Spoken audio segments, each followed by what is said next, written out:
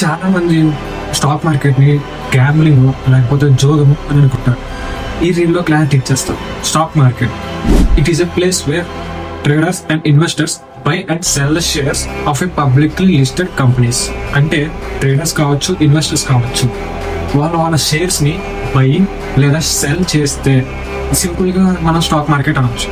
And ఈ companies వాళ్ళు direct గా మనం షేర్స్ బై చేయగానే వాళ్ళ షేర్స్ ని ఇచ్చేసి క్యాపిటల్ ని రేస్ చేయగలుగుతారా? నో, చేయలేరు. స్టాక్ మార్కెట్ దాకా రావాలి అంటే పైన ఇంకొకటి ఉంటుంది. ఏంటిది? ఐపీఓ. ఐపీఓ అంటే ఇనిషియల్ పబ్లిక్ ఆఫరింగ్.